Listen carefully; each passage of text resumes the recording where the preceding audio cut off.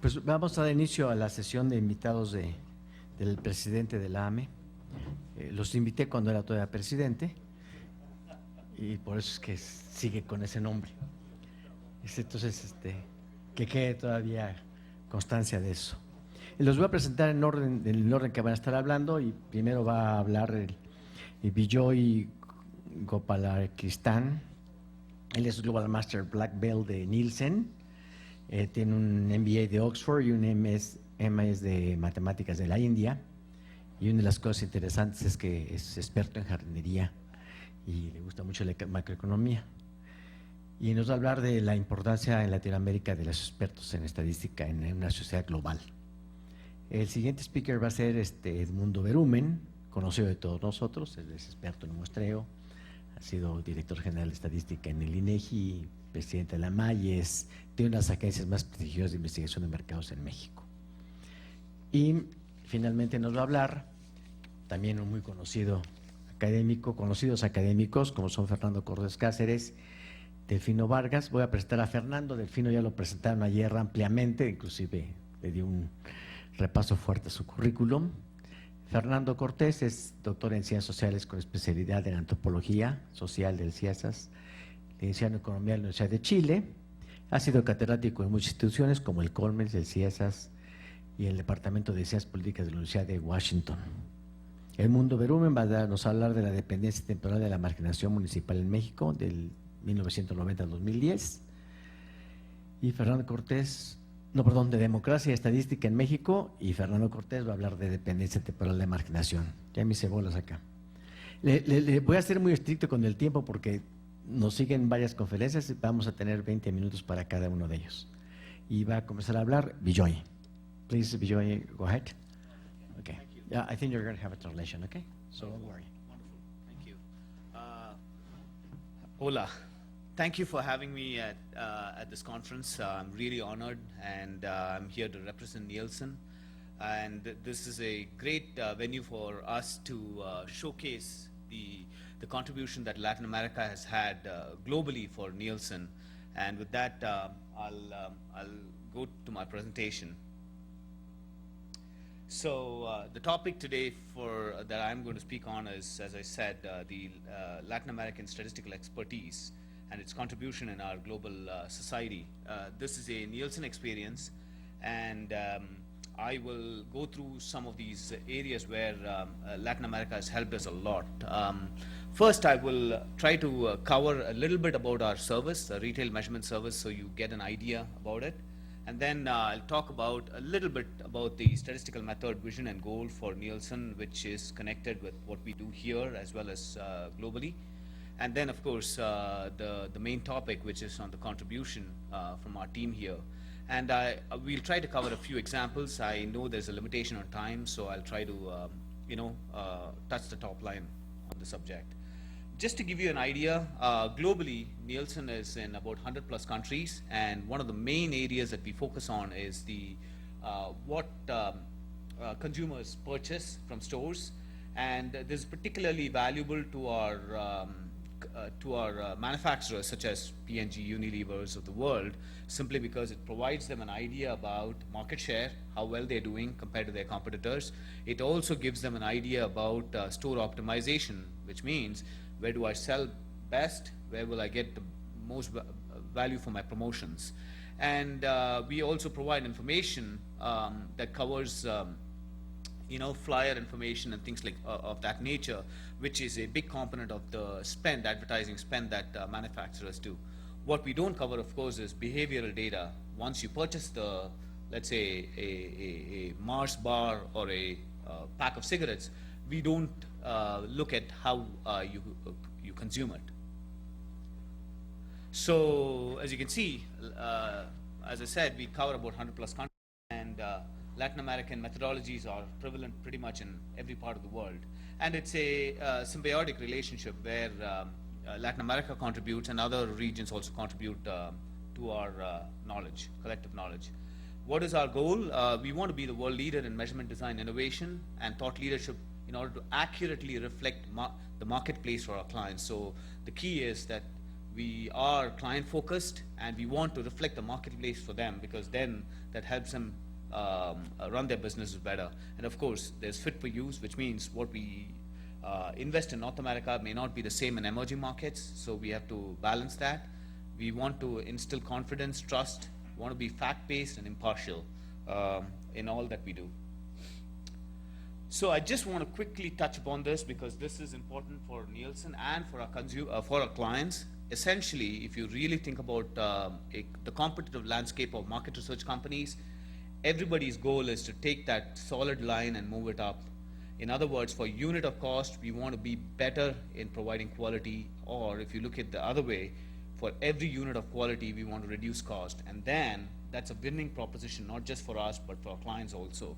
And so we can use that to invest. And there are several initiatives where we try to do that. And how does Latin America contribute? It contributes in every area. So we have folks who have traveled from Latin America and are permanently based in different parts of the world in order to help us. So there's strong leadership on every aspect: statistical, client servicing, and in strategy. And of course, technical expertise goes without question. And now recently, in the last 6 months, we've also had folks contribute to standards, global standards in market research. I'll touch a little bit about that. And then there are, of course, other areas that we contribute also from Latin America. I want to touch upon some examples of this. One of the key areas I want to focus on here is simplicity, right? We have complex statistical methodologies, but sometimes that's not a winning proposition globally, simply because if you have a very complex task, it is not easily translatable to emerging markets, especially in Asia or Africa, elsewhere. So you want to keep it simple and easy to implement. And that's some of the key areas that we'll focus on with these examples. So just to give you an idea, I talked about the consumer business, where we go to stores and collect information about what people purchased, etc.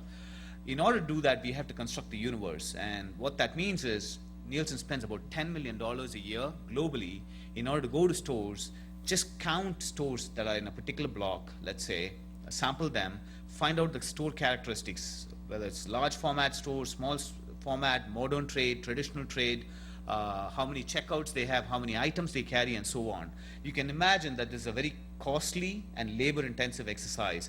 So one of the things, as I said earlier, we want to move the solid line up to the dotted line, where for unit of cost, we want to keep the same quality or improve the quality, and vice versa. And this was one example where we said, you know what, let's try to do something where we have a short form questionnaire and a long form questionnaire. Short form is provided to all the stores, and the long form is only provided to a small set of stores. But how do you decide the ratio? How do you decide what percent should be long form versus short form? And this was something that was taken up by the Latin American team. Essentially, if you think about it, I don't want to go into the technical details here too much because of the time, but essentially what we're trying to do is to get that number, which is the R, which is the goal, which is the figuring out the ratio. And in order to do so, we kind of had the team look at empirical data, and you can see one of the things that we cleverly did was to keep simplicity in place. We started looking at, for 1% reduction in sample in the long form, do I increase sampling error much more than what it should be or less than? And you can see there's a breakpoint.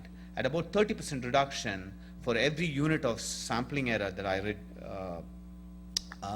sample I reduce, my sampling error actually goes up, relative sampling error actually here.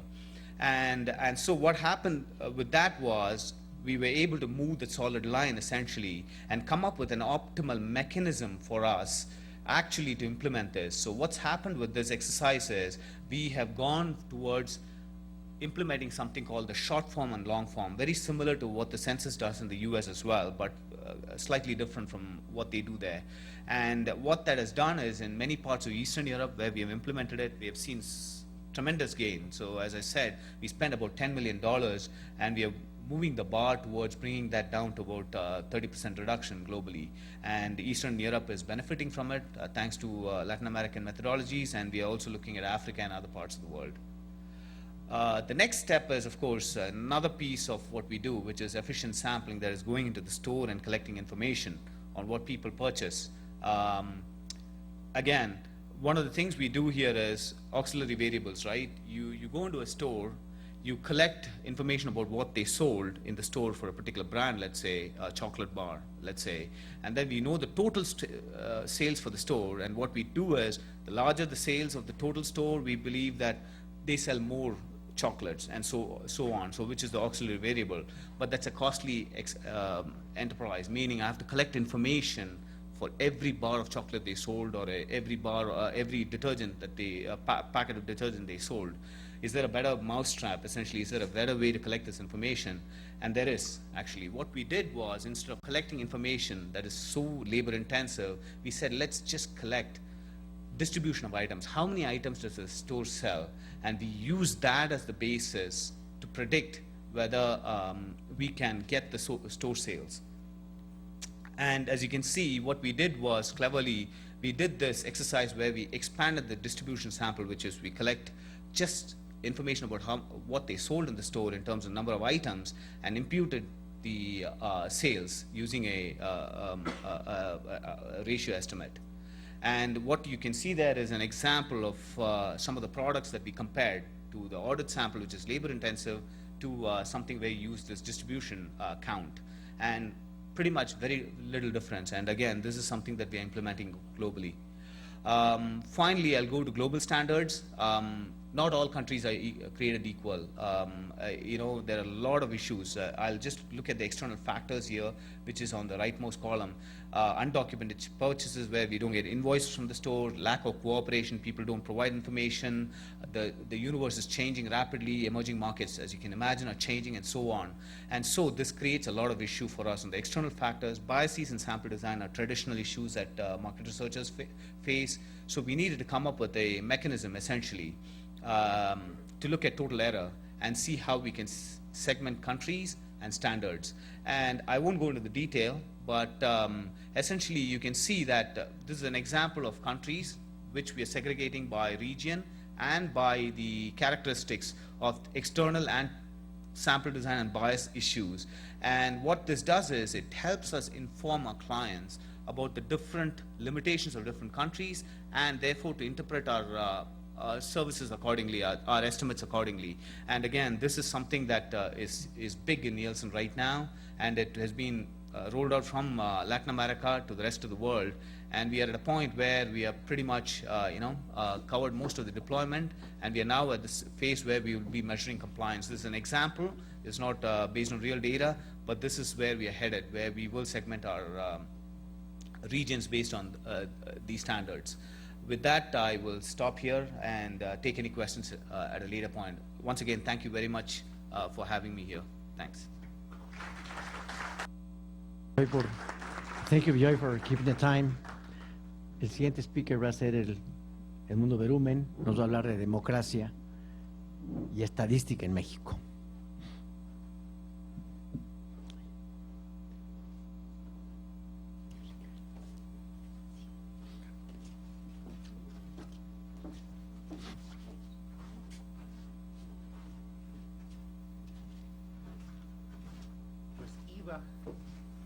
Porque no veo, ya me bajaste la señal.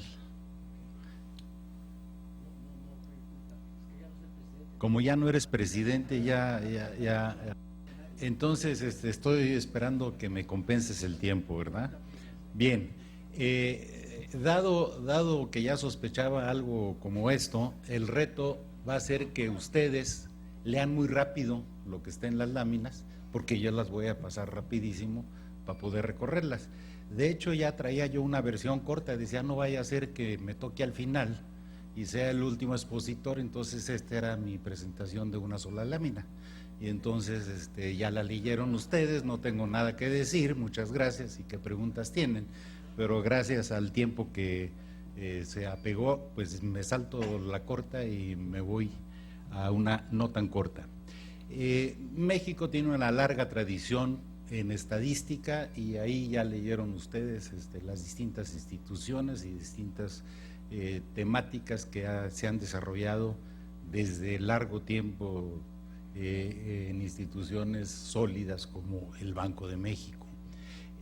Pero en el tema de mi plática es sobre democracia, y entonces entramos a temas político-electorales, en donde ahí entra la estadística, pues a medir una serie de temas que interesan, desde los suspirantes, preferencias, que existían de la misma antigüedad que las anteriores, de la lámina anterior, sí, nada más que estaban metidas en el closet, no salían, hasta que llegó el año de 1988 y Federico Reyes Heroles lanza una iniciativa de hacer una encuesta y la hace pública y funda una revista para poder publicarla y difundirla a este país, revista que hoy en día persiste, y con el apoyo de Miguel Bazáñez, Enrique Alduncin y otros.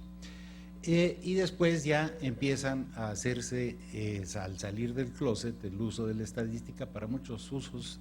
Qué bueno que esté por aquí Manuel Mendoza, porque quizá pueda ampliar, pero el uso de la estadística fue en auditorías al padrón electoral, a las listas nominales, no solamente para hacer encuestas, en las auscultaciones partidistas de candidatos, quién serían, luego las encuestas de salida, los conteos rápidos, y luego entró la aritmética, que no era estimación, que eran simples acumulaciones a través de los PREPs. El tema político de discusión, previo a 1994, en cualquier reunión donde se sentaran partidos de distintos colores, era no todo voto cuenta, ni todos los votantes cuentan los mismos.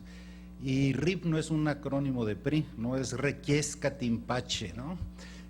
Muertitos votando, y votando varias veces, el mismo ciudadano, votando en distintas casillas de distintas secciones electorales, y esa era la discusión política, en eso se centraba. Y esas auditorías que se hicieron al padrón electoral y a la lista nominal, todos sabemos que la diferencia entre padrón y lista, padrón es que fui y me registré, estoy en la lista cuando ya la recogí, la credencial, y ya la tengo en el bolsillo, y no se me ocurra dejarla en una entrada de estas pues, como prueba, y luego la pierden. No la den, yo nunca la doy. Y entonces se redujo a través de este tipo de auditorías, que se hicieron cerca de 50 en los años 93, 94, para, a través del 44, gracias por la precisión, Nacho, 94, ¿no? Más de 50, casi cerca de 100, en donde se tomaban muestras de los padrones y listas nominales, los íbamos a buscar a donde decían que estaban y cotejar sus datos, y viceversa, hacíamos barridos censales de áreas geográficas y luego los buscábamos en las listas a los que nos decían y nos evidenciaban que tenía. Y entonces había errores que se detectaron en todas estas auditorías. Los errores graves son aquellos que obstaculizan que un ciudadano ejerza su derecho de votar el día de la elección. Entonces, no es un error grave que discrepe, por ejemplo, el sexo, y que tengan en su credencial el sexo equivocado. ¿Por qué? Porque también está equivocado en la lista nominal, y entonces todo coincide y pueden votar. Pero no vaya a haber un error en su domicilio, porque entonces los están enumerando en la lista nominal de una sección electoral distinta a donde ustedes realmente viven. Ese es un error crucial, porque impide el ejercicio de un derecho.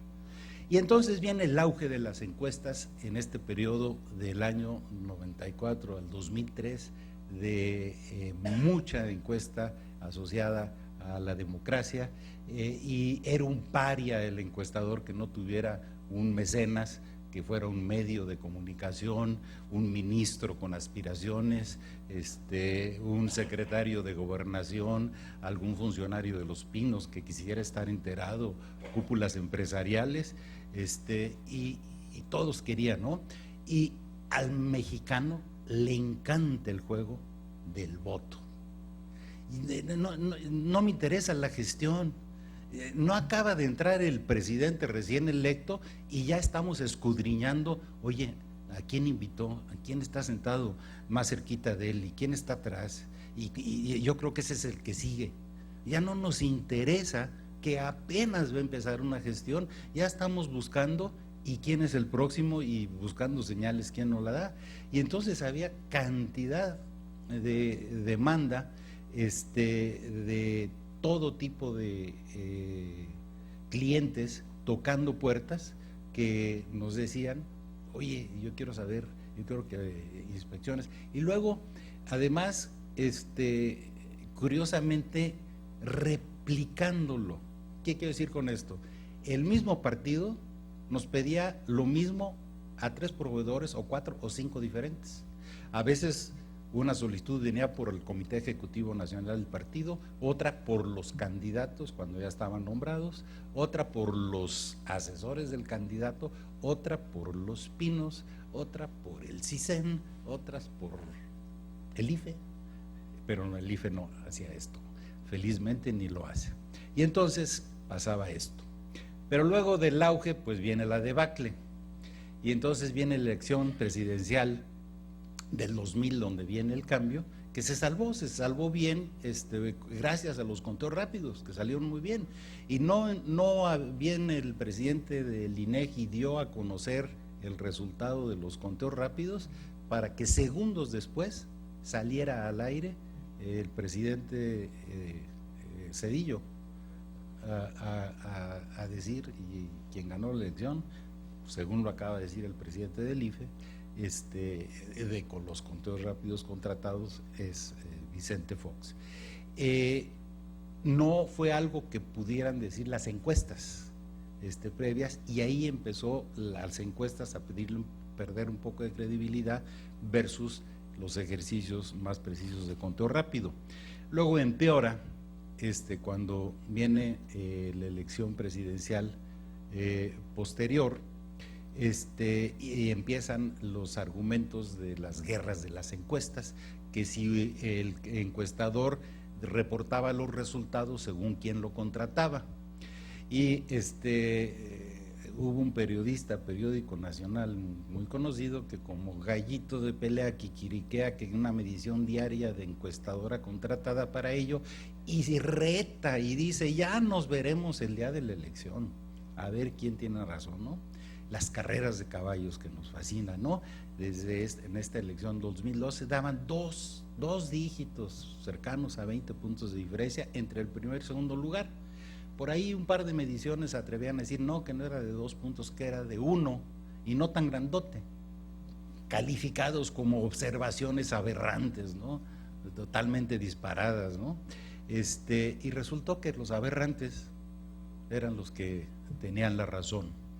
El acabose para las casas encuestadoras, todas cuestionadas, no solo las que hacen encuestas de este tipo, sino también las otras. Y el periodista quiquiriquero no deja de escribir su columna después de que dijo, nos vemos el día de la elección. No, lo que hizo es correr al encuestador y dejar de publicar encuestas. Qué padre, ¿no? El IFE, yo lo digo abiertamente porque se lo dije en su oportunidad de cara a los consejeros del IFE, de que era desde mi punto de vista un error que el IFE se metiera a hacer con sus propios recursos los ejercicios de conteo rápido, y no tenía nada que ver con la calidad profesional de quien los iba a ejecutar. Aquí está sentado Ignacio Méndez, una persona fuera de todo cuestionamiento. No, tenía que ver con el IFE metiéndose al jueguito de la estimación, cuando su función es contar y contar bien los votos. Y yo decía, el modelo que inició José Goldenberg, de yo contrato un tercero y luego canto los resultados que el tercero me da. Quieren criticar, critiquen al que contraté, pero no como sucedió, ya que fue realizado directamente por el IFE, donde y la estimación del IFE, el número que sea, 3 días después, cuando salgan los cómputos distritales, va a ser diferente. Y es en boca del IFE 2 datos oficiales. Y se mete al juego de la estimación, que yo creo que debe de salirse, y ojalá y se salga. Y entonces los culpables, todo el mundo, pues los encuestadores. Falso, digo yo, no es cierto. Entonces digo, ¿cuál es el reto y por qué los problemas? Tenemos que estimar, y esta es la única fórmula que van a ver en toda la presentación, y ya me están correteando acá, iba a pararme allá para no verlo, pero me paré aquí. Bueno, la lista nominal la podemos descomponer en votantes y no votantes, el día de la elección, pero cuando estamos haciendo las encuestas no lo sabemos. Las encuestas previas a la elección, los que caen en muestra no traen una etiqueta en la frente que digan yo soy votante, yo soy no votante, yo soy anulado, porque mi voto va a ser anulado. No trae, es totalmente indistinguible, porque lo que va a pasar es que esa lista nominal el día de la elección se va a dividir en votos válidos, votos anulados y no votantes. Y se nos exige que muestras de ciudadanos con credencial de elector puedan estimar los votos válidos y los votos anulados y los no votantes. No se puede. No hay encuesta previa a la elección que encueste a votantes. Entrevistamos electores que tienen el derecho, que quién sabe si lo puedan ejercer o no. Entonces, no sabemos si van a emitir los votos válidos, si van a ser anulados, la creciente no respuesta que estamos padeciendo todos, los indecisos. Hay un error terrible de esa etiqueta de indecisos. Dicen que los indecisos son los que no contestan la pregunta de ¿y cuál es tu preferencia si las elecciones fueran el día de hoy? Y mis colegas dicen, esos son los indecisos. Mienten, les digo yo, esos no son los indecisos. Los indecisos son los que hoy dicen A y mañana dicen B y pasado mañana dicen C, y a lo mejor los que no te contestan son los que están totalmente convencidos y saben por quién y no van a cambiar, pero no te lo quieren decir. ¿Cómo descubro indecisos? Haciendo encuestas panel, pero son más costosas y los clientes no las quieren pagar. Se puede resolver, pero no quieren pagar el costo. Ya sufrirán consecuencias y vendrán tiempos en donde sí los paguen. Entonces, nuestras diferencias en el tiempo hace que tengamos todas estas diferencias, que ya les dije, lean rápido porque yo ya me fui. Entonces, tenemos que, hay reglas muy definidas por el COFIPE de cómo hacer el ejercicio de contar los votos, pero no hay reglas paralelas que digan cómo estimar, y lean más rápido, acá el señor lo dice, ¿no? Y el descrédito entonces está entre la opinión publicada, porque la opinión publicada no es necesariamente la medida, porque luego uno hace la encuesta, entrega al cliente el resultado y no le gusta nada, no publica nada, le gusta algo y lo publica, porque cree que publicar va a guiar a tener un impacto con el votante. Falso. Todos los ejercicios al respecto no son ciertos. ¿Qué hacer? Bueno, tenemos mucha tarea de este lado. Tenemos que aprender a comunicarnos mejor los resultados que tenemos. Tenemos que usar la experiencia para hacer muestras estrictamente probabilísticas y no esas que sustituyen, donde ahí viene mucho del error. Tenemos que interactuar más con los medios de comunicación para entre ambos y con los clientes acordar qué difundir y cómo difundir. Tenemos que acordar ese formato. Si no lo acordemos, van a hacer. Y entonces llegar a un futuro, y aquí me meto a prospectiva, ojalá en donde las encuestas electorales midan lo que dice en el segundo párrafo, no la carrera de caballos. Oye, ¿y tú qué piensas de las reformas que vienen? Oye, ¿qué piensas de temas que te afectan? Y que lo que sirve para hacer política y para hacer el Programa Nacional de Desarrollo sea lo que interese al ciudadano, cuál es la desiderata del candidato A versus la del B versus la del C, y con eso formar mi opinión y emitir mi voto. Muchas gracias, y ahí viene el anexo por si dan chance.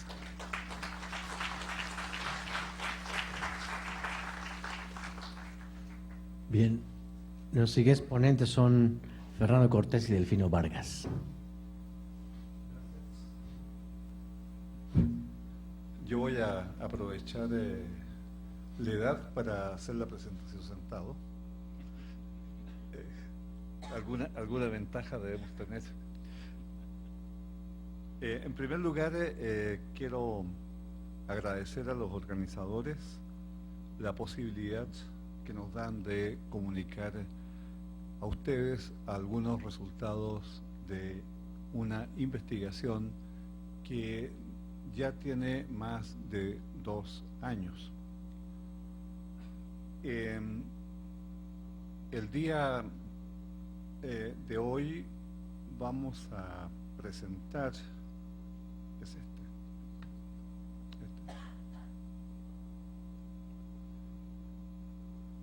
un estudio sobre la dependencia temporal del índice de marginación municipal en México. Este es el tercer estudio, por eso tiene como subtítulo una tercera mirada al índice de marginación. Nos centramos en el índice de marginación por la importancia que tiene en el diseño y la evaluación de la política social e incluso en la distribución de los fondos. Por ejemplo, el ramo 33 casi completo se distribuye en función de estas mediciones. Por una parte. Por otra parte, ha estado avanzando el índice de desarrollo humano como una alternativa de reemplazar al índice de marginación debido a que tiene algunas limitaciones que hemos ido intentando nosotros de ir superando.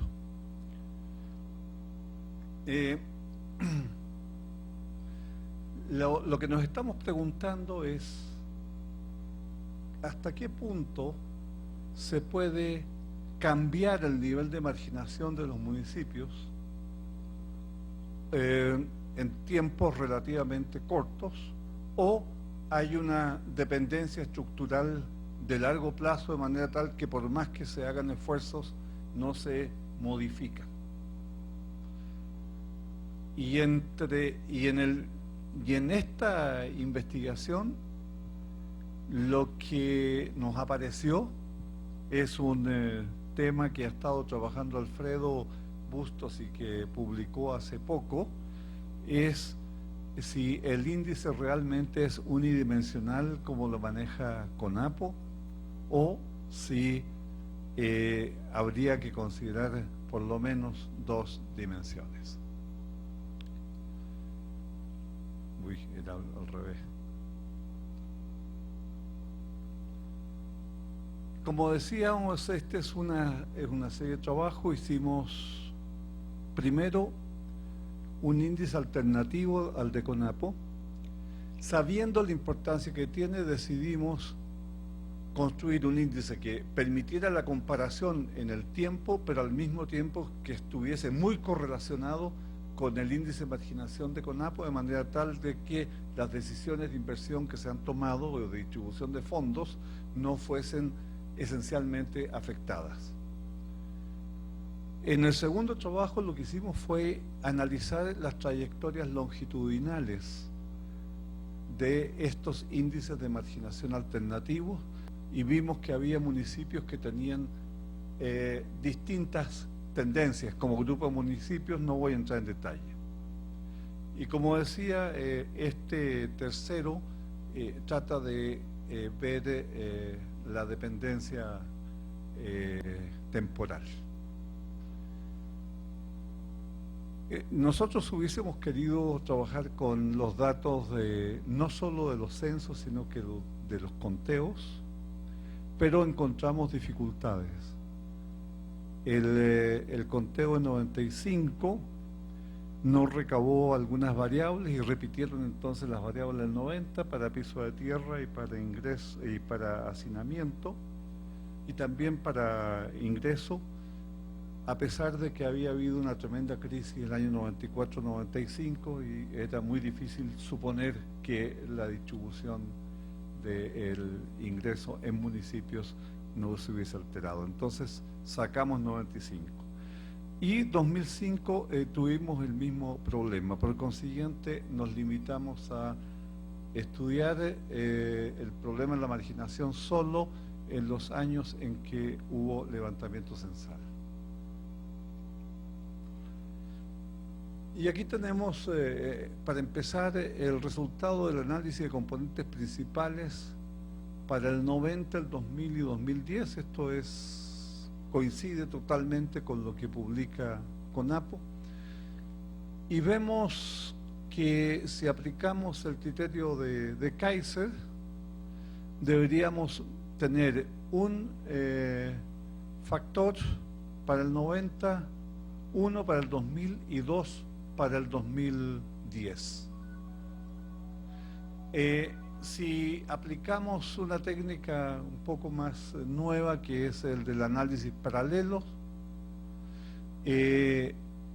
llegamos a la misma conclusión. Esto se lee en el eje de las abscisas, tenemos el número de factores, en las ordenadas los valores propios o los eigenvalues, y en el cruce la línea punteada es una simulación y en el cruce nos dice si debemos tomar 1, 2, 3 o 4 factores, y vemos que en 90 debe tomarse 1, que en 2001 y en 2010 2 factores. Es decir, los dos criterios nos están diciendo, señores, hay que tomar 2 factores en 2010, a menos que uno quisiera, voy a volver un poco hacia atrás, a menos que uno quisiera perder el 50% de la variabilidad factorial. Fíjense ustedes, 62% el primer factor, luego 58%, luego 50%. Si reunimos 2 da 62, que era lo que teníamos al comienzo.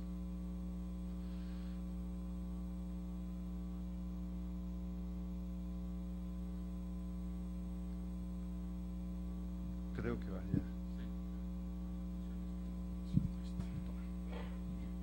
Sí, entonces en la siguiente fase lo que hicimos fue primero, pues lo que se debe hacer es estudiar los datos, ver qué nos dicen los datos. Estudiamos las matrices de correlaciones, tanto del 90, del 2000 y 2010, y lo que encontramos es, digamos, esa estructura, pues, donde se rompe, tratamos de ver cómo se rompe esa estructura de matriz de correlaciones. Vean ustedes la matriz de correlaciones en este caso en rojito y la de negrita, la región roja y negra. En este caso, como que la estructura de correlaciones, la textura, como que es homogénea. Pareciera que, no hay tal ruptura en el 90, y consideramos que, bueno, ese más o menos reproduce lo mismo de que el análisis componentes principales inicial que mostré, pues también muestra lo mismo, una congruencia, digamos, al respecto.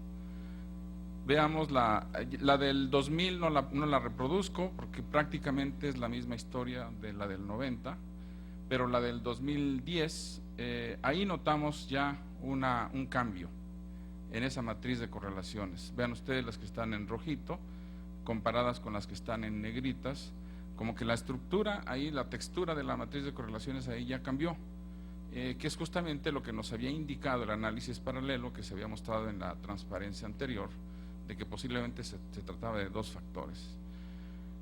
El trabajo circuló con varios expertos, entre ellos Rosa María Rubalcaba nos ayudó a entender qué era lo que estaba por detrás de esta partición, pues, del factor, ¿no?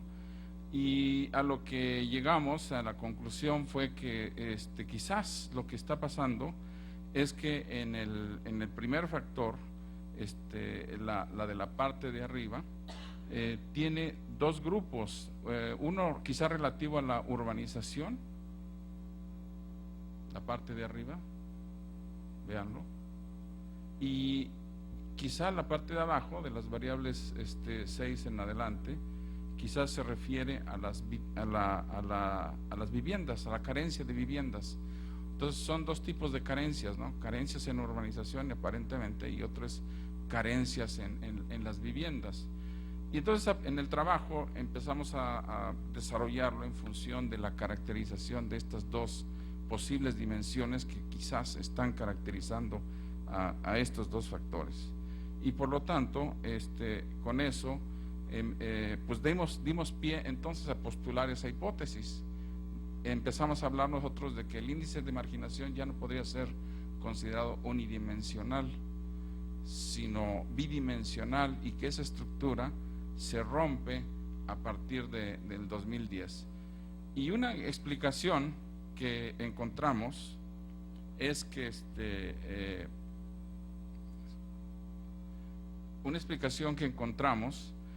que quizás la recuperación, el efecto de la crisis del tequila quizás dio un impacto en el crecimiento económico de México, y las políticas quizás en el crecimiento, en el gasto social y en el gasto programable también ejercieron un impacto. También los programas, por ejemplo, de Sedesol, de Piso Firme, y otros programas que sí incidieron en algunos municipios y a nivel nacional mostraron ciertos cambios.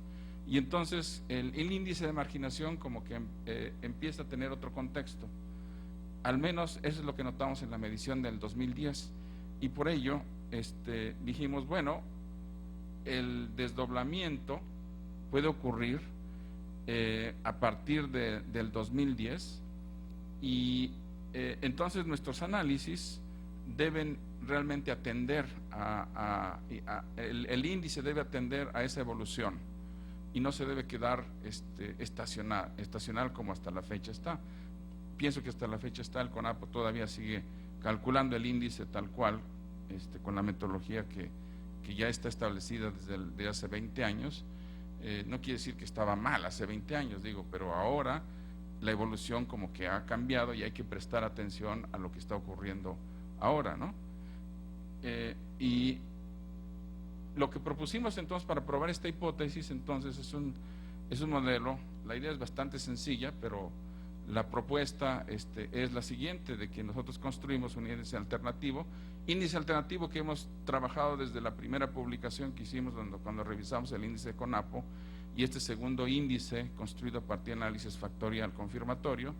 Es el índice unidimensional para el 90, unidimensional para el 2000, ahora bidimensional para el 2010. Repartido en dos características, dos carencias, una relacionada con urbanización y otra relacionada con viviendas. Ya me dijeron que cinco ¿qué? 5 minutos serán. Cargas factoriales, bueno, aquí está cómo les mostramos a ustedes cómo las cargas factoriales nos ayudaron a identificar en un análisis factorial confirmatorio. Ya no es exploratorio. Aquí ya no tenemos dos componentes como antes se tenían, es uno solo. Aquí no hay porcentaje de la varianza que reportar ni nada de eso, es otra visión, otra forma de conceptualizar estos índices. Y lo ven ustedes, es unidimensional para el 90, y tiene unos indicadores de ajuste satisfactorios, y ese análisis factorial nos ayuda a determinar los puntajes, y los puntajes los obtuvimos tanto para el 90, el 2000 y el 2010 partido en dos, puntajes para uno y puntajes para el otro. Y así ajustamos el modelo final, que vean ustedes cómo, digamos, para entre el 90 y el 2010 lo que nos está explicando este efecto es el sendero autorregresivo entre 2 años, un sendero que habla más bien de la estabilidad de los municipios. Lo que se habían medido en el 90 sigue siendo lo mismo que en el 2000, o sea, se mantienen casi iguales. Pero ya del 2000 al 2010 hay más pesos hacia la parte de carencias de urbanización y a carencias de vivienda. En esta otra parte es mayor, menor el peso. Observen ustedes en esa las otras flechitas, casi como que un tercio de del peso se va a carencias de vivienda, y eso nos da una idea de el efecto que tiene en la evolución de este índice, ¿no? Y las conclusiones a las que estamos llegando, que esta evidencia hace comprensible que los programas sociales sí tienen alguna impacto, al menos durante 20 años, un impacto en la marginación, y que los programas pues tienen que abordar, bueno, diferentes condiciones a las que nos estamos enfrentando, y eso nos motiva a pensar que debe haber una revisión de la forma de la medición de la marginación en el futuro. Y desde el punto de vista aplicado, notamos que, bueno, pues una primera componente principal pues no nos puede dar realmente toda la dimensión a partir del 2010, y que debe ahora, a partir del 2010, conceptualizarse que hay carencias y que está cambiando ya la estructura del país. No queremos decir que para todos, para bien, realmente el trabajo anterior manifiesta una diversificación de la marginación, porque algunos quedaron altamente marginales y otros menos, pero bueno, ese es otro tema. Y por último, bueno, pues establecer la conclusión de que para nuestro trabajo y en nuestra perspectiva, creemos que el índice de marginación es unidimensional para el 90, es unidimensional para el 2000, pero es bidimensional para el 2010.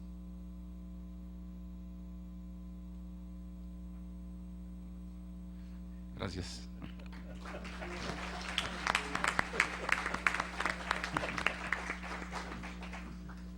Bueno, muchísimas gracias a los ponentes por la disciplina que han mostrado en el tiempo y la fluidez con que presentaron sus ponencias. Tenemos un buen tiempo para preguntas a ponencias tan buenas que nos han dado. Adelante, Nacho. Adelante. Delfino y Fernando, cuando hicieron el análisis confirmatorio ya planteaban dos factores, pero según vi las cargas no había la posibilidad de que una variable tuviera cargas más o menos importantes en los dos factores. Y cuando hablan de que es el fenómeno de mejoramiento municipal y el otro es a nivel de vivienda, pues puede bien haber una variable que es afectada por los dos procesos. Entonces mi pregunta es si lo hicieron. Desde luego nada más nos presentaron los factores, no nos presentaron las variables ya en este análisis de modelo de confirmatorio. Sí, especialmente la variable de hacinamiento es la que tiende a quedar en los dos. Hicimos las pruebas y no... Aquí lo que mostramos es una simplificación, incluso lo que escribimos es una simplificación de todos los cálculos que hicimos. Hicimos la prueba y no, como te digo, no nos funcionó, porque eso es algo que habían encontrado Marty Steingart y Rosa María Rubalcaba en los estudios de urbanización.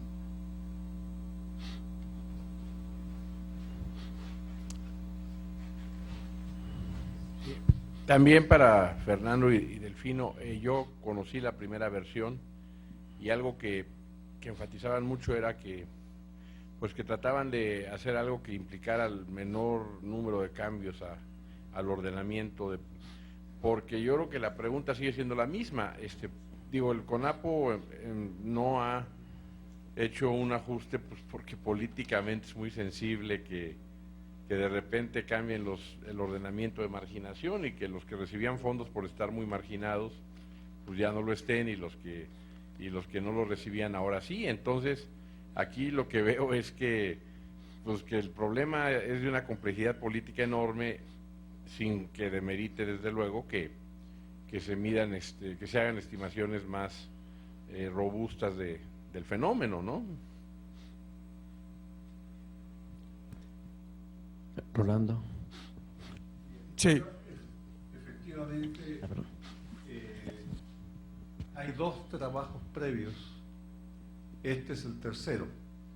En el primero nos propusimos construir un índice que correlacionara estrechamente. Las correlaciones son del punto 96, punto 97 con el de CONAPO, pero que fuese comparable a lo largo del tiempo. Eso ya lo hicimos, salió publicado. El segundo trabajo incluso da elementos adicionales para distribuir fondos, porque permite ver la actuación de los municipios a lo largo del tiempo. Entonces, si se quiere premiar o se quiere apoyar a los que están mal, porque ahí encontramos un grupo de 69 municipios que no solo tenían índice de marginación altísimo en 1990, sino que en el 2010 están más arriba, fueron creciendo. La marginación en esos municipios fue aumentando. Entonces ahí a lo mejor habrá que tomar otro tipo de medidas de política. O sea, entregamos más elementos. En el tercer y cuarto trabajo ya nos empezamos a despegar. En el tercero estamos diciendo, bueno, ¿qué es lo que está pasando? Lo que está pasando pareciera ser es que el índice de marginación medía 2 procesos que estaban fuertemente correlacionados. Urbanización en el sentido de servicio urbano y no en el sentido de tamaño de población, por un lado, y vivienda y sus servicios, por otro lado. Es decir, ustedes podían tomar un municipio en el 90 o en el 2000 y si faltaba escuela, tenían las viviendas piso de tierra, ganaban poco, estaban en localidades pequeñas, no, había carencias de drenaje, todo junto. En el año 2010 ya no ocurre. Y uno de los factores parece ser la orientación de la política social focalizada que inicia con el programa Progresa en 1997 y que de ahí en adelante hay acciones específicas como piso firme, por ejemplo. Entonces tú puedes encontrar un municipio que tiene piso firme pero no tiene escuela, ¿no?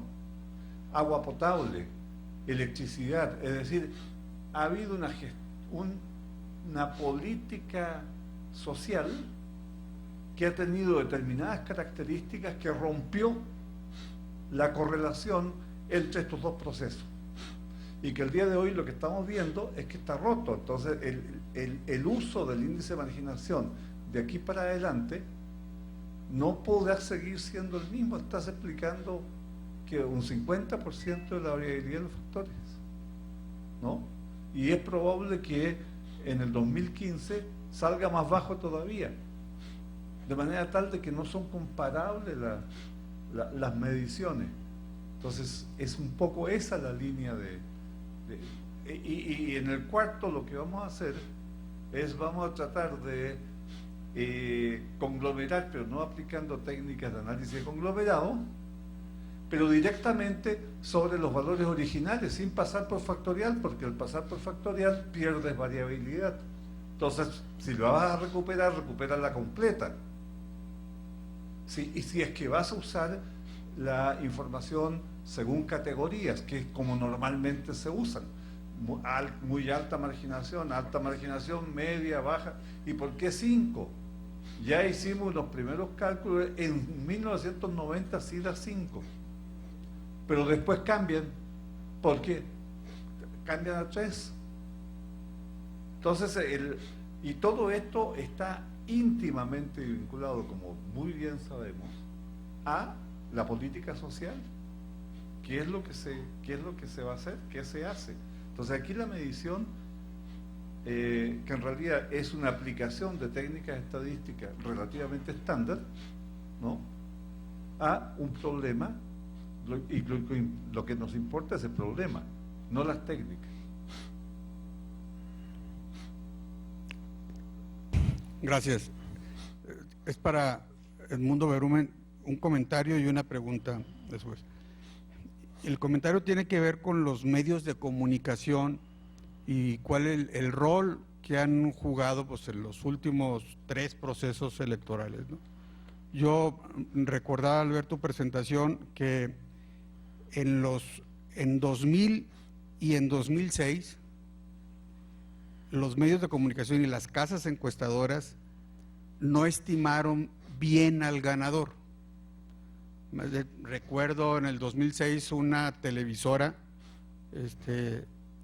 que daba como ganador al candidato B, y en el 2000 que varios periódicos dieron a otro candidato cuando en realidad el que ganó fue el candidato A, ¿no? En los diferentes. Sin embargo, en el 2012 todas las casas encuestadoras, todos los medios de comunicación estimaron muy bien el primer lugar, las encuestas, el segundo lugar y el tercer lugar.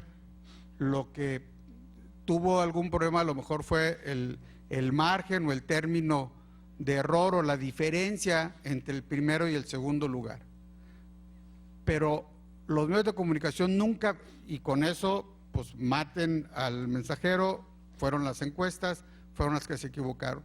Pero los medios de comunicación nunca cuestionaron que en el 2000 y en el 2006 esas casas encuestadoras estimaron mal al primer lugar. Que ese es un tema muchísimo más, bueno, ese es el tema delicado del tema de las agencias encuestadoras. Y ese es el comentario, y mi pregunta es, ¿qué hacer?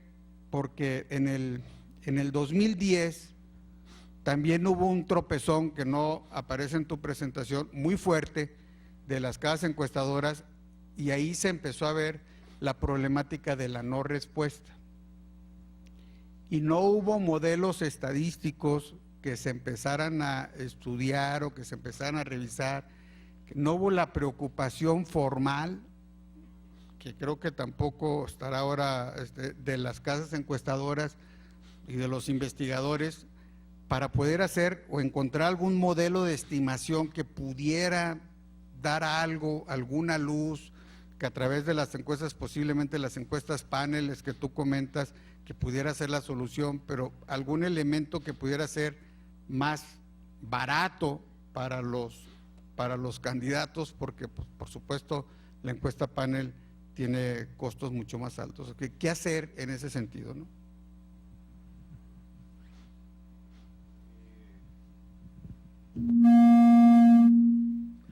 Sí, gracias por las preguntas, Rolando. Primero, respecto a tu comentario y ¿por qué no se castigaron a los que se equivocaron? Porque no es noticia el castigo, y entonces no se divulga. Pero tú sabes, porque asististe a alguno, sí se hicieron foros al seno de la MAI, y foros públicos, no eran foros cerrados, donde se invitó a medios y donde se invitó a los colegas, los que se equivocaron y los que no, y ahí entre pares y abiertamente se criticaron. Ejercicios que luego se replicaron a puerta cerrada, eso sí, con el auspicio del IFE, que desde 1994 propició reuniones postelectorales en donde sentaba en el banquillo a los encuestadores a que compartieran a puerta cerrada qué hacías y en el detalle de cómo lo hacías, y aceptando las críticas y defendiendo el por qué se había hecho como se había hecho. Pero el reportar eso están publicados, pero no son noticia y se quedan en círculos muy pequeños. Pero efectivamente hubo, como bien lo señalas, colegas que dijeron va a ganar B y en lugar de B ganó A y pareciera que no pasó nada y que no. Bueno, sí pasó. ¿Qué pasó? Que en las elecciones de Baja California de este año, silencio total. ¿Recuerdan encuestas publicadas? ¿Creen que no se hicieron? Por supuesto que se hicieron, y muchas, pero se regresaron otra vez al closet, infelizmente provocado por falta de credibilidad provocada en ese periodo. ¿Qué hacer con la no respuesta, que es parte del tropezón, y cómo resolverlo? En la presentación que se queda aquí en el foro, hay y por si hay tiempo, y hay como 4 o 5 láminas adicionales, en donde comento que hay de encuestas a encuestas, están juntas pero no revueltas. Y hay las encuestas, las clasifico en las que realiza el medio académico, las realiza, y que se puede dar el lujo de hacer investigación y no tiene ninguna presión de tiempo para entregar el resultado. Y en esa categoría de encuestas, las que les interesan a medios académicos y que tocan puertas y reciben fondos, infelizmente no tantos, se puede hacer esos ejercicios de qué hacer con la no respuesta. Sí se han hecho ejercicios de encuestas panel. Yo en particular hice uno en el periodo que el periódico El Universal estaba dirigido por Jorge Cepeda Patterson, que fue una dirección de corta duración, pero durante ese periodo sí estuvo abierto a costear un ejercicio panel y ver las migraciones que hay, y por eso comentaba yo de los indecisos, no son los que no contestan, y hay migraciones que se compensan unas con otras, y por eso el resultado marginal parece que no se mueve, pero se mueve terriblemente, de intenciones de tricolores que se van a azules y de azules que se van a amarillos y amarillos que se van a tricolores. Es impresionante el movimiento, pero todo queda escondido en el mar. Y cuando ves nada más el resultado marginal, no ves nada, pero sí son costosas y no hay quien las pague. A lo mejor al IFE se le pudiera, como un ejercicio, no para difundir, no para divulgar, pero sí para estudiar, hacer ejercicios y con sus propios recursos técnicos, ya no con lo que critiqué de conteo que lo divulguen, sino de aquí sí para aprender y no para divulgar. Y todo encuestador, todos tenemos una experiencia acumulada de la no respuesta. Y ahí es donde el muestreo y las encuestas por muestreo tienen su ingrediente de arte. Y entonces distintos encuestadores tenemos distintas maneras de cómo especular de manera razonada en base a nuestra experiencia la magnitud de la no respuesta y cómo seleccionar, en nuestro caso, muestras más grandes para soportar mermas y examinar las mermas, cómo se distribuyen. Y hay métodos para hacer eso. Cuando tú recoges información, no en una sola visita, sino tocas la puerta, no lo encuentras, unos te contestan a la primera, otros a la segunda visita, a tercera, 4, y Politz hace muchos años hizo un artículo de que tú puedes graficar los resultados de los que contestan a la primera visita versus los de la segunda, tercera, y eso te puede ayudar a extrapolar a los que no te contestan. Entonces, métodos los hay, cuestan. Gracias. También sobre la exposición de Edmundo, un comentario y después una pregunta. El primer comentario es que no hay peor sordo que el que no quiere oír, ¿no? Digamos, porque yo me acuerdo haberte escuchado a ti, haber escuchado a Jorge Santibáñez, por ejemplo, que levantaron la alerta con un buen tiempo de anticipación, diciendo que la no respuesta iba a meterle mucho ruido a la estimación final. Pues, quienes no quisieron escuchar, pues evidentemente no escucharon. En el mismo sentido del comentario, digamos, lo que siempre pasa con los medios, ¿no? Que llevó a algunos colegas encuestadores a pasar de reporteadores a ser protagonistas del proceso, y pues eso evidentemente nos nos puso en la picota, ¿no? Al final del proceso había que buscar un chivo expiatorio, pues el que menos medios tenía para defenderse éramos nosotros, digamos, como gremio, pues ahí estamos, ¿no? Y la pregunta es, bueno, dada esas situaciones, ¿cómo nos movemos hacia adelante, ¿no? O sea, ¿qué visualizas, qué ejercicios habrá que hacer, pues para recuperar la credibilidad y pues para que las encuestas vuelvan a salir del closet cuando muchas minorías ya están saliendo del closet, pues que no se vuelva a regresar al closet las encuestas, ¿no? Yo creo que cuando tú como encuestador te conviertes en protagonista y ya ni siquiera necesitas un medio para salir a difundir datos, sino ya es tu nombre el que avientas por delante, en ese momento debes de adquirir la responsabilidad social de probar lo que vas a hacer ejercicios pilotos antes de que te pongas a hacer lo que luego vas a divulgar y luego se va a convertir en opinión publicada. Y esto no es que no se haya dicho, es que sí se le ha dicho a quien debe decírsele, pero en foros que son abiertos, pero que no tienen la capacidad de convocatoria como ahora de que lo discutamos y les aconsejemos que lo hagan, a que lo hagan, hay un buen trecho que tenemos que avanzar y la culpa está de este lado, lo reconozco. I have a question for Mr. Gopalakrishnan. In your index, RES, the Retail Establishment Survey, well, there is a bunch of data you present, and I didn't catch how external factors like returns, layaways, and all the policies that certain stores have, how these policies impact your analysis. And also, if the RES is taking into account all this phenomenon that's going on in retail stores, how this influence consumer satisfaction from the management's point of view, how to establish new policies for consumer satisfaction. Y tengo otra pregunta para el señor Berumen. En su plática habla de democracia y desgraciadamente no vi democracia. Vi toda una explicación de un proceso de elección y las casas encuestadoras no hablan, o al menos no he detectado, aspectos sobre participación ciudadana, confianza ciudadana, etcétera, etcétera.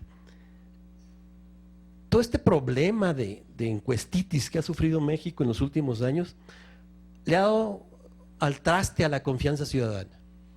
Casas encuestadoras se prestan al marketing político, desgraciadamente es la percepción ciudadana. Y usted manifiesta que esto no sucede. Dijo que no existe una influencia real del marketing de las casas encuestadoras en la preferencia ciudadana. Y pues disculpen, nosotros medimos con un ejercicio que hicimos con el PNUD. Sabemos que toda elección es perceptiva, es una percepción ciudadana, y que el grado de racionalidad de una elección en nuestro país al menos deja mucho que desear. Entonces, casi toda la selección de un candidato X es por percepción, y cuando una casa encuestadora empieza a manifestar los horrores que vimos en la última elección, de 20 puntos arriba, y encuesta diaria, y que esto ya está definido, pues lo contrastamos con el rechazo ciudadano y vemos que el índice de participación está por los suelos, aunado a todos los errores de captura en las boletas o papeletas del PREP.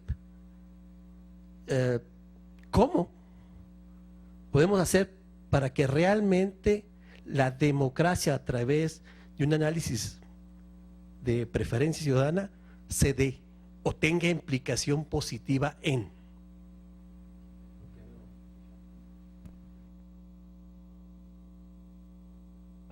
Thank you for the question. Actually, so this is there are two ways to handle this. So we looked at the sample design, which is our traditional sampling error sampling error that creeps in the variance, and then we looked at bias, which is traditionally measurement error. The third element is something that we've been grappling with for the last 10 years in emerging markets. Clients expect that the standards and the quality of data they get in North America or Europe or some parts of, let's say, Latin America is going to be the same quality you get in Africa or Asia, which is not necessarily the condition. So there is two ways to handle this. One is through investment. What we try to do in those cases is to develop certain types of what we call oral purchase documentation, more frequent audits. So if in Latin America, if I do the audit once a month, I would go look at the options where in Africa or Asia, I do it more frequently, every week, let's say, because you know the shopkeeper is not the same every week. So when I go once, I get one answer, another week I get another answer, so on. So the more I wait, over 1 month or 2 months, the data variation is even more, and I lose data. So we try to implement something like that. The second is auxiliary variables. We do counts, quick counts, and I think one of the folks talked about it. We try to do quick counts as well, and number of items which are easy to objectively observe. So that's where we bring in investment. The second piece is communication. There is structural differences. No matter how much we invest, the data in North America or Europe or any of the developed economies is not going to be of the same. Well, the quality in Asia or Africa is never going to reach that level unless there's structural change, more what we call as modern trade, scanning equipment comes into a store and things like that. So that's where we try to communicate with the clients to change the product specification to let them know that you should not expect this, and it's more of education. So those are the two ways we attack this. And recently we set up something called an early warning team, and their purpose is, you talked about policies, we try to preempt policy decisions ahead of time and make changes in our data collection in order to meet those policy needs. For example, in India, they changed the package size ahead of, and they announced it ahead of time. So we make changes in our mechanism of collecting data in order to preempt any errors, measurement errors by miscalculating the package size. So things like that is something that we are investing in today. Tenemos ya poco tiempo y viene otra conferencia y todavía falta más preguntas.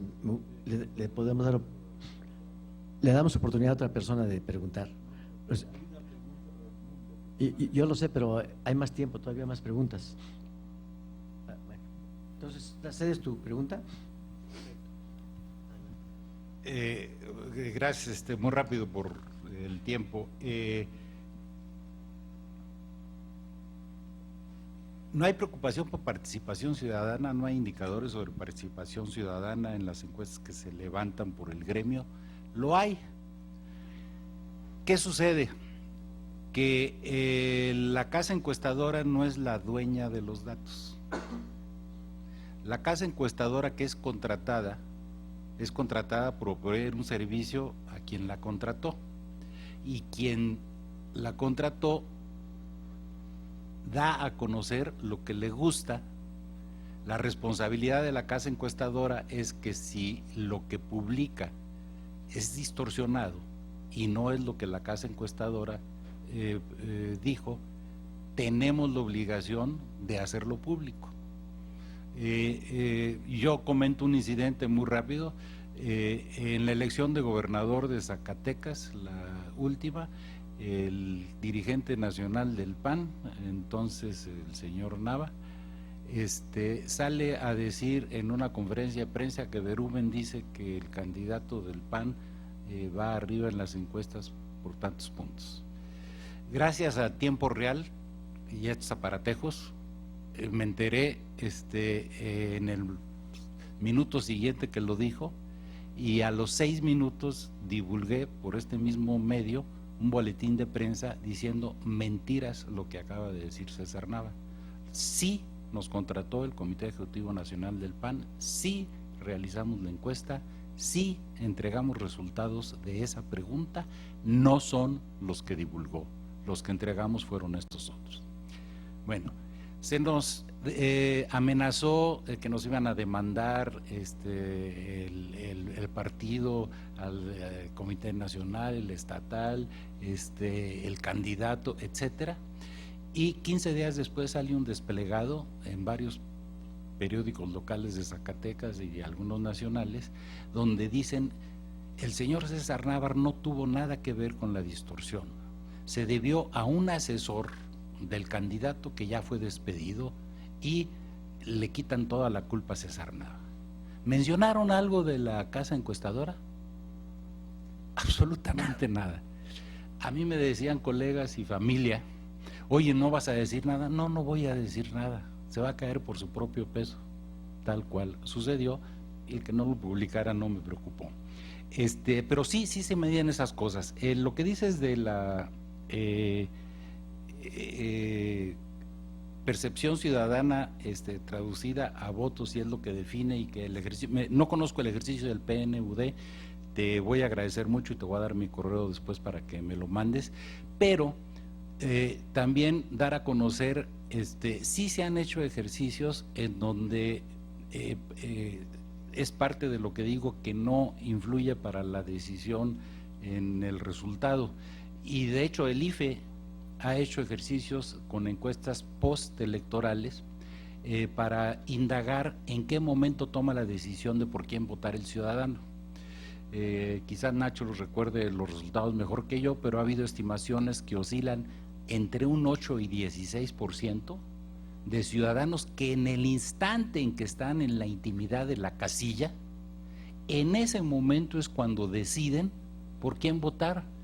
Tuvo que ver con el discurso de los candidatos, tuvo que ver con la plataforma de los partidos. No, es que bonito se ve este color y este logo, y ahí ve el tache. Entre el 8 y el 16, en una elección cerrada, ¿dónde se define ahí? ¿Se definió por lo que se publicó? Para nada, no influye ahí. Por eso sí, pero me gustaría conocer lo que hizo el PNUD.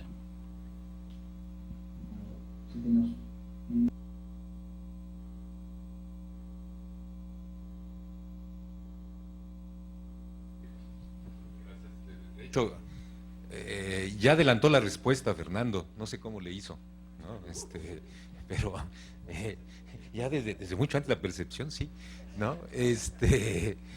No, yo quería enfatizar que efectivamente el índice de marginación no lo usa nadie, ¿no? Lo que se usa es un derivado de ese índice de marginación, que es el grado de marginación, 4 o 5 categorías que están ligados al índice, pero no son el índice. Entonces, una primera cuestión. Y bueno, basado en eso, y ahora que tienen 2 factores, iba yo a preguntar efectivamente y cómo iban a sugerir que se llegara a la distribución de recursos y demás, pero ya veo que viene el 4º artículo en el que ya se van directo, ya no pasan por índices, ya no construyen nada de esas cosas, hacen la clasificación de los municipios, y ahí supongo surgirán las propuestas de política distributiva. Bueno, entonces pues felicidades por la presciencia. Bueno, lo último que me voy a dar un grado de libertad, y es hacer una sugerencia más que una pregunta. El haber invitado a Nielsen a esta plática como invitado mío tuvo doble propósito. Para las compañías privadas de este país, Nielsen es un proveedor muy importante. Los indicadores de performance, de comportamiento de ellos es vital. Y en los últimos años, con el trabajo tan importantísimo, de altísima calidad que ha tenido el INEGI, ahora las compañías nos están pidiendo, y al mundo seguramente también ha sido tener experiencia, nos han pedido hacer una sinergia, fusionar esas bases de datos. Entonces mi sugerencia, estando ejecutivos de alto nivel de Nielsen y de INEGI, pienso que Nielsen debería de tratar de alinear sus metodologías a la altísima calidad que tiene la información del INEGI, porque sí las compañías están pidiendo ese tipo de alineación de la información. Por un lado tienen la información de Nielsen y por otro lado están pidiendo hagan fusión en esas bases de datos para que podamos tomar mejores decisiones. Que eso es lo que la primera plática de Eduardo Sojo decía: tenemos que tomar decisiones en base a información, y ahora viene de varias fuentes. Agradezco muchísimo a los ponentes su disciplina en haber obedecido tanta la mano dura del que tome el tiempo, y les voy a entregar un un reconocimiento a Bijoy. Muchas gracias por haber aceptado venir.